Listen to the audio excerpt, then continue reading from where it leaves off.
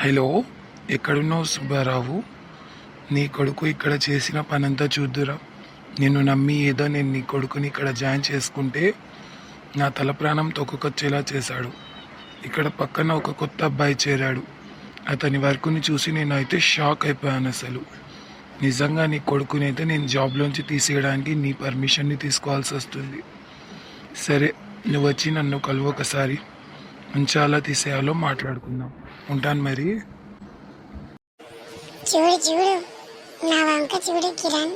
నేను నిన్న కాక మొన్నొచ్చా. సార్ నన్ను ఎంతలా పొగుడుతున్నారు. కానీ నువ్వు నాకన్నా సంవత్సరం క్రితం ముందే వచ్చావు. మరి నువ్వు చేసిన వర్క్ ఏంటి? నేను రాగానే ₹1,00,00,000 బిజినెస్ ని కాపాడేశా. నువ్వేమో 10 కోట్ల బిజినెస్ ని లాస్ చేసావు. నీకు నాకు ఉన్న తేడా చూస్తే సార్ ఖచ్చితంగా నన్ను అప్రిషియేట్ చేసి నాకు ప్రమోషన్స్ ఇస్తారనిపిస్తుంది.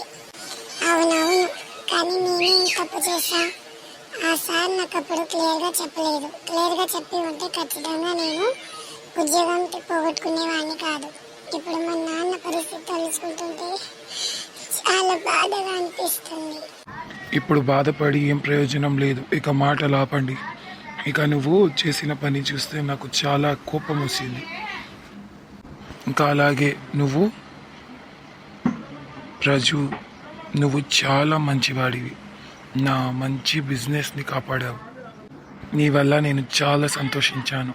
అందుకే ఇవాళ నీకు బోనస్గా ఒక 10,000 నీ ఇంటికి ఇస్తామని అనుకుంటున్నాను. మరి నువ్వేమనుకుంటున్నావు? ఈ డబ్బుతో ఏం చేయాలనుకుంటున్నావు? ఎంజాయ్ చేస్తావా? ఏం చేస్తావో చెప్పు నాకు. నేనైతే చాలా సంతోషంగా ఉన్నాను సార్ మీరు ఈ డబ్బు ఇస్తున్నందుకు.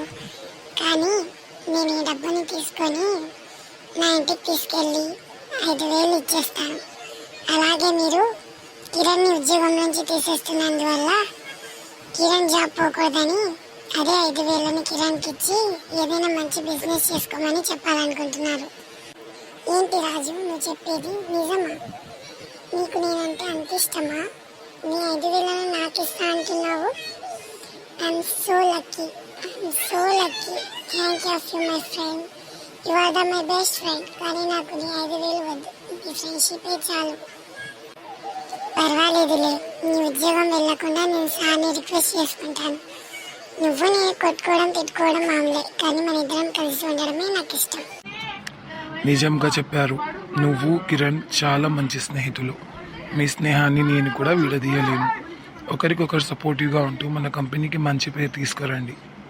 సరే, ఇక మీరు మీ రూమ్లోకి వెళ్ళొచ్చు. ఇలాంటి మంచి స్టోరీస్ కోసం మా ఛానల్ని సబ్స్క్రైబ్ చేసుకోండి.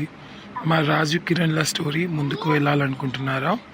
ఎపిసోడ్ 2 చూడాలనుకుంటే కనుక ఖచ్చితంగా మా ఛానల్ని సబ్స్క్రైబ్ చేసుకొని నెక్స్ట్ వీడియో కోసం కామెంట్ చేయండి.